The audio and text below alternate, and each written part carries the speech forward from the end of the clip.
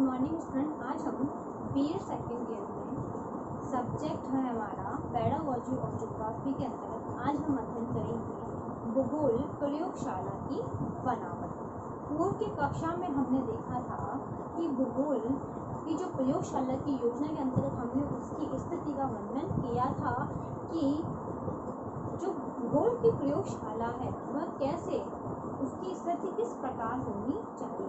वे ऊंचाई पर होनी चाहिए, कक्ष होने चाहिए, एक वेधशाला होनी चाहिए। किस प्रकार से मैंने बताया था आपको डायग्राम के माध्यम से कि किस प्रकार उसकी जो योजना है होनी चाहिए। कितनी जगह हम उस प्रयोगशाला के आसपास मैदान के रूप में छोड़ सकते हैं, कितने आउटडोर होने चाहिए, इनडोर होने चाहिए, इस बारे में मैंने आपको अध्ययन किया। आज हम इसकी पढ़ेंगे बनावट। सबसे पहले हम देखते हैं कि भूगोल प्रयोगशाला की बनावट पर अगर हम विचार करते हैं तो हम देखते हैं कि कक्ष में बैठने वाले जो शिक्षार्थी है उनकी संख्या कितनी रखी जाए, या हम कहें तो जो भूगोल की प्रयोगशाला में जो हमें जो सुविधाएं देनी है वे किस प्रकार की हम लोग दें, इसके बारे में हमारे मन में क्वेश्चन उठता है। इसके साथ साथ एक अध्यापक को बैठने में, घूमने में कितनी जगह की आवश्यकता होती है। इसके साथ साथ अगर हम देखें तो भूगोल के अध्यापक को उसके उपकरण को रखने की कहाँ स्थान होना चाहिए, ये भी प्रश्न हमारे दिमाग में आता है। इसके साथ हम देखते हैं तो एक अध्यापक के बारे में तो हमने देख लिया कि अध्यापक को कितने स्थान की आवश्यकता है, परंतु एक छात्र को कितनी आवश्यकता रहेगी कि वह कितनी दूरी पर दूसरे बच्चों कितनी दूरी पर वह बैठे, कि कहाँ पर वो घूम सकता है, और कक्ष कितना बड़ा होना चाहिए, ये भी हमें सोचने की आवश्यकता है। तो इसके अंतर्गत जो भूगोलवेता है उन्होंने अपने अलग अलग विचार दिए। कोई कहता है कि इसमें तो एक कक्षा में 30 छात्र बिठाओ, कोई कहता है 25 बिठाओ, कोई कहता है 15 बिठाओ। अपना अपनी सुविधा अनुसार भूगोलवेता ने अपने अपने विचार प्रस्तुत इसके अंतर्गत कर दिए, जिसके अंतर्गत हम देखते हैं कि इसमें इस विचारधारा को 3 भागों में बांटा गया। कितने भागों में बांटा गया? विचार धारा। भूगोलवेता ने जो इसके संबंधी जो विचारधाराएं थी उनको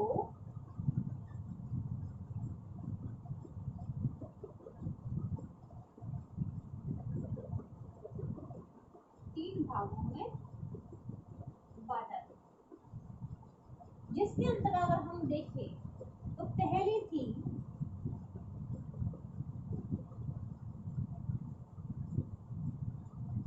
आदर्श, दूसरी थी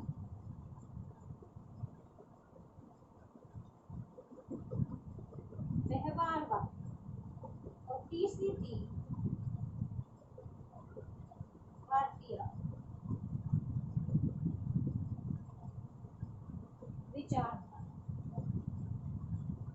तो हम देखें तो इस विचारधारा को 3 भागों में बांटा गया, जिसके अंतर्गत पहली थी हमारी आदर्शवादी। जो आदर्श इसके जो पोषक थे वह आदर्श स्थिति को मानते थे।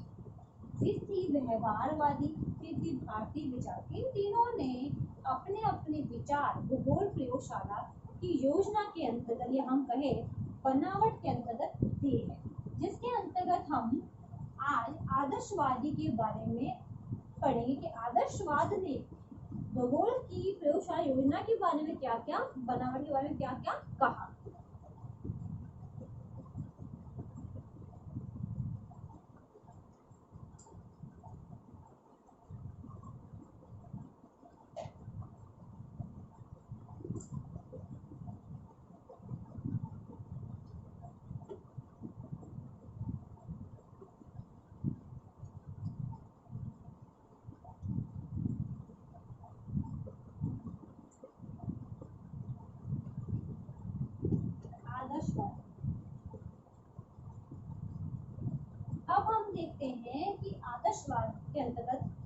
पोषक ने क्या कहा? तो आदर्शवादी के जो पोषक थे उन्हें ये आदर्श स्थिति की बात करते थे। उनका कहना था कि शिक्षार्थियों को आसानी से कक्षीय सीट पर बैठने के लिए अध्यापन कार्य करने के लिए उन्हें कम से कम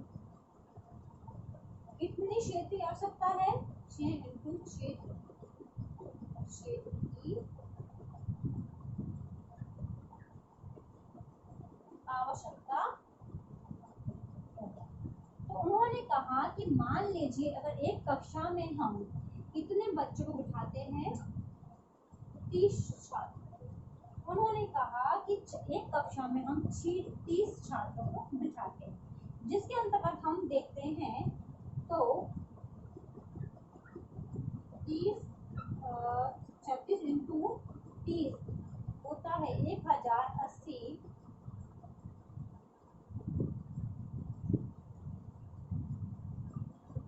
वर्ग फुट।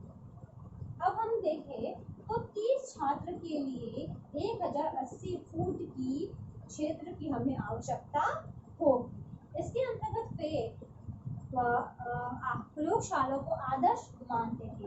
उनका कहना था कि इसके लिए प्रयोगशाला के लिए एक पर्सनल कमरा भी होना चाहिए, जिसके साथ अगर हम देखें तो इसमें पानी निकासी की व्यवस्था भी होनी चाहिए, जहां पर हम देखते हैं एक पानी का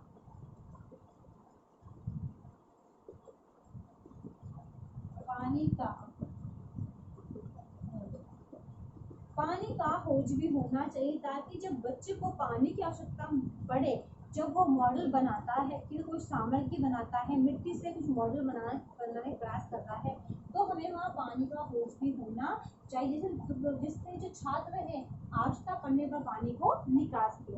फिर उन्होंने बताया है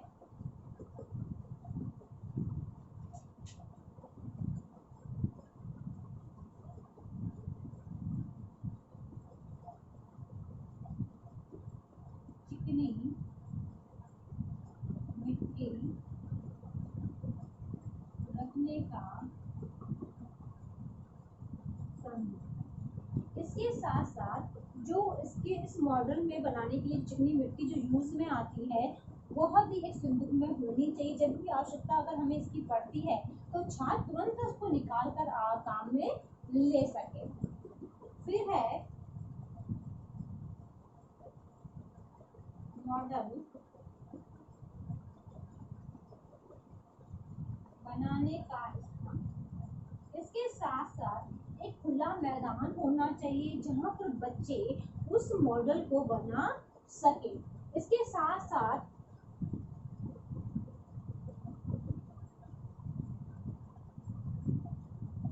खुला फर्श भी होना चाहिए, जिसमें कभी लाइट कक्षा में न होने पर जो छात्र है वह फर्श पर जाकर मॉडल या प्रयोगों को कर सके।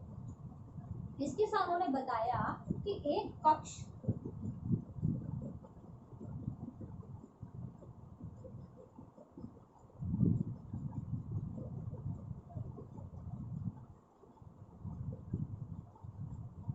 अंधेरे वाला भी होना चाहिए, जहां पर बच्चों को स्लाइड या प्रोजेक्टर के माध्यम से अध्ययन कार्य करवा सके। तो इसके अंदर हम देखते हैं तो जो आदर्शवाद थे उन्होंने बहुत ही आदर्श स्थिति की कल्पना की है। अगर हम देखें तो इस प्रकार की जो प्रयोगशाला है वह नहीं बना सकते हैं, क्योंकि अगर हम वर्तमान समय में देखते हैं तो भूगोल की प्रयोगशाला इतनी बड़ी नहीं होती है, क्योंकि उसके लिए अधिक जो जमीन है उसकी आवश्यकता पड़ती है। तो अगर हम देखें तो ये केवल जो प्रयोगशाला है कल्पना करने में ही अच्छी लगती है, क्योंकि इनके अकॉर्डिंग हम प्रयोगशाला की जो प्रयोगशाला है जिसको इसकी बनावट हम करके या उसको बना नहीं सकते हैं। तो ये थी आदर्शवाद। कल हम व्यवहारवादी और भारतीय विचारधारा के बारे में पढ़ेंगे।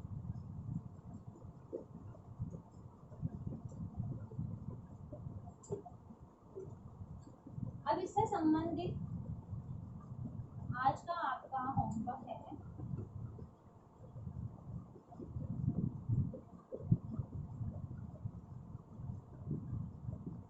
भूगोल प्रयोगशाला की बनावट कैसी हो